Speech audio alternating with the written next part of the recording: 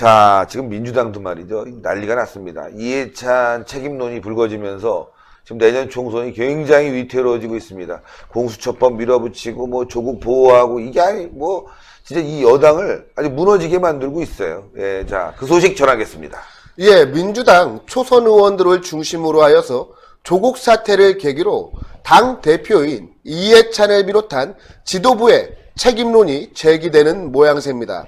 심지어 어떤 초선 의원은 우리는 민주당이 아니라 봉숭아학당 같다며 이해찬 반장의 책임론을 직접적으로 거론하기까지 했는데요.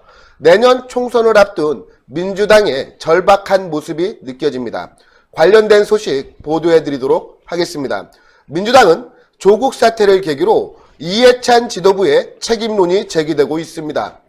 당내 여론은 당 지도부가 조국 사태에 무조건적인 조국 일가 옹호에 앞장서다가 정경심 구속 이후 침묵하니까 참아왔던 불만이 터져 나오는 것이라는 관측입니다.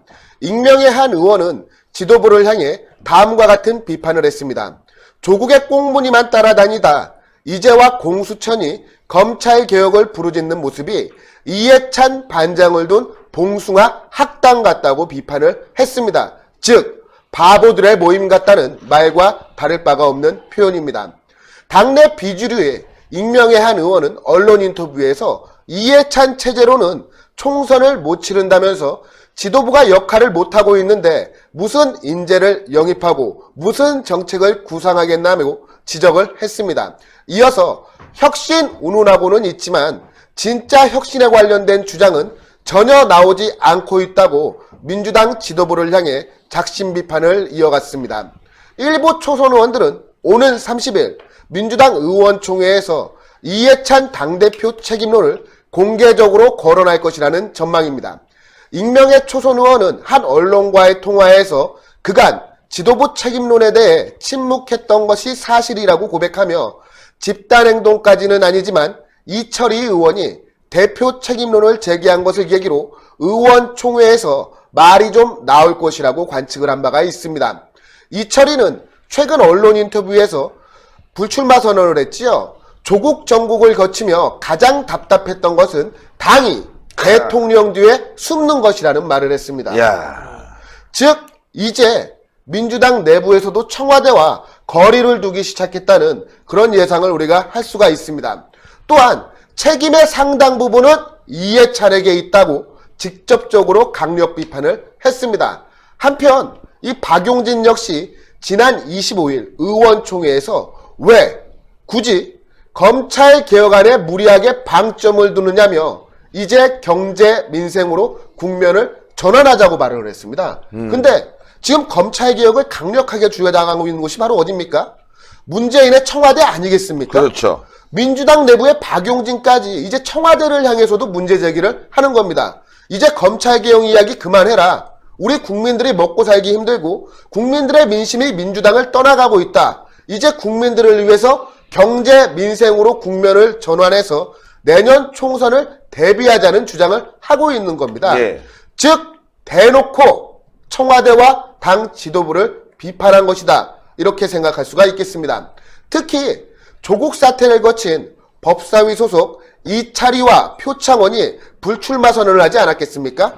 이 불출마 선언을 통해 지도부에 대한 암묵적 저항을 표시했다는 평가가 당 내외에서 나오고 있는 상황입니다. 이에 비문계열 익명의 한 의원은 이런 발언을 했습니다. 내년 총선을 앞두고 선거대책위원회가 아닌 당 비상대책위원회를 꾸려야 할 판이라는 당내 여론을 전했는데요. 당내 반발의 원인으로 당내 비판을 그동안 당 지도부가 내부 분열로 치부하고 비판 목소리를 모두 막아놨었는데 정작 지도부가 이 상태가 되도록 제대로 한 것이 없다라고 지적을 했습니다. 지금 당 지도부가 무능력하다고 당내 초선 의원들이 집단 반발할 움직임을 보이고 있는 것입니다. 이런 당내 위기감은 친문 공천으로 여당이 참패할 수가 있다며 총선을 걱정하는 그런 분위기인데요. 당 일각에서는 이런 말까지 나오고 있습니다. 당 지도부의 반기를 든 조홍천, 박용진, 금태섭 등의 지역구에 당 지도부가 전략공천을 단행할 것이라는 이른바 조박금 저격 공천설까지 떠돌고 있습니다. 즉, 당 지도부와 당내 의원들 간의 의사소통이 제대로 이루어지고 있지 않으며 심지어 당 내부의 자정을 위한 의원들의 비판에 대해서 당 지도부는 이를 받아들이지 않고 힘으로 찍어 누르는 그런 상황이 되고 있다는 이야기입니다. 한편 이해찬은 이달 말 본인이 인재영입위원장위원회의 위원장이 되는 총선 기획단을 출범시키고 내년 총선을 준비한다고 하는데요. 민주당 내 초선 의원들이 중심이 되어 당 지도부와 청와대를 향해 날선 지적을 쏟아내기 시작한 것을 볼 때 민주당 내부의 혼란은 아마도 꽤나 오래될 것 같습니다. 그러니까요. 지금 민주당이 좀 와해되고 있는 분위기가 들고 말이죠. 그러다 보면은 내년 총선 어려워지는데 이해찬이 뭐 포기하진 않을 거예요. 아이고, 예, 정치 이 사람 한 8단쯤 됐죠. 예, 예, 9단이죠, 9단. 예. 박지원이 9단이니까. 아, 8단. 8단. 예, 어쨌건 이해찬은 절대 자신의 권력을 내려놓지 않으면서 당 신진 세력들과 지금 계속 충돌할 수뿐이 없는 상황 같습니다. 지금 이해찬 입장에서는 좀 억울할 게 있어요. 왜냐면은 지금 이해찬보다도 사실 청와대의 눈치를 더 많이 봤던 세력이 이인영을 비롯한 586 운동권 세력 아니겠습니까? 그렇죠. 이해찬은 어떻게 보면은 사실 자기 입장에서는 희생양이다 이런 생각을 할 거예요. 왜냐면은 조국 사태가 한창 벌어지고 있던 당시에 지금 보시면은 문재인이 미국에서 트럼프 만나고 돌아올 때 성남공항까지 가서 조국은 안 된다라고 얘기했던 것이 이해찬 아니겠습니까? 네. 이해찬 얘기대로 됐으면요. 오히려 지금 조국 사태가 조기에 수습될 수 있는 기회가 있었습니다. 그리고요. 지금 나오고 있는 조웅천, 박용진, 금태섭, 이철희, 표창원 이런 사람들이요. 마치 사람들이 이 초선 의원들이 이해찬에 대항하는 그런 어떤 반발이다 이렇게 얘기를 하고 있는데요. 어떻게 보면은 이 사람들은 지금 소위 말하는 전대협 세력이 아니지 않습니까? 네. 거리가 멀어요. 조홍천은 검사 출신이고요. 뭐 박용진은 운동권이라고는 하지만 또 나이가 조금 더 어리기 때문에 세대가 다르고 금태섭 같은 경우도 또 검사 출신이고 이철희 같은 경우는 사실 보좌관 하던 사람이고 별로 운동권에서 힘이 없던 사람입니다. 네. 또 표창원은 또 경찰 출신이에요. 어떻게 그렇죠. 보면은 검사와 경찰은요 586 운동권들이랑 섞일 수가 없는 사람들입니다. 그런데 조금 결은 달라요.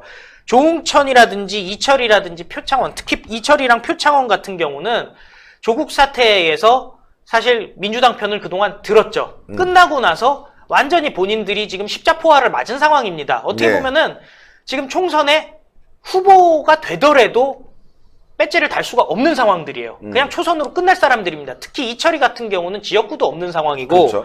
표창원 같은 경우는 지역구가 있지만 중산층 지역구이기 때문에 어렵죠. 나봤자 의미가 없습니다. 반면에 금태섭 같은 경우는 사실 민주당에서 뛰쳐나와도 배지를 다시 달 가능성이 굉장히 높은 상황이 돼 있어요. 이것도 뭐 한국당으로 들어와야 될 것 같아요. 그렇죠. 네. 반면에 조웅천은 솔직히 갈 데가 없습니다. 이거는 왜냐면은 그 새누리당에서도 통수를 친 사람이고요. 그렇죠. 민정수석하면서 통수를 친 사람이고 지금 민주당에서도 통수를 쳤기 때문에 대표적인 철새 정치인으로 찍히기 직전 아니겠습니까? 그렇죠. 어떻게 보면 이 사람 같은 경우는 박지만과의 오랜 관계 때문에 이런 정계에 발을 들여놨는데 그 부분에서 이렇게 돌아서고 민주당 가서 무슨 아무리 문재인이 삼고철회했다고 그래가지고 배지를 단 거는요. 이 사람은 더 이상 돌아올 수가 없는 사람입니다. 이렇듯이 내부를 잘 보면 다시 배지를 들 수 없는 사람들이 나 한번 이름이라도 알려보자. 어떻게 보면은 평상시에 박한석 부장이 얘기하는 게 있습니다. 이 사람들 배지 대신에 유튜버를 하려고 그러는 것이다. 그런 얘기를 하고 있어요. 예.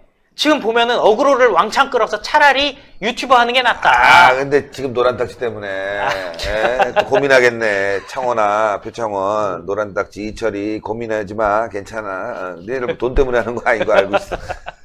참 그런 의미에서는 사실 이건 별로 의미가 없는 사람들임에도 불구하고 어쨌든 지금 이해찬을 공격하면서 민주당이 와해되고 있다는 것은 확실한 것 같고요. 지금 이해찬 같은 경우도 공천 안 줘서 세종시에서 혼자 살아서 돌아온 사람 아니겠습니까?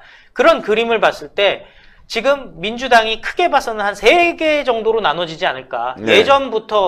예전부터 있던 민주당 세력, 그리고 소위 말하는 운동권 세력, 전대협 이인영을 중심으로 하고 결국에는 임종석과 같이 합치게 될 운동권 세력, 그리고 그냥 철새 비슷하게 눈치 봐서 민주당이 배지 달 것 같으니까 달라붙었던 신진 세력들 이렇게 셋 정도로 갈라지지 않을까.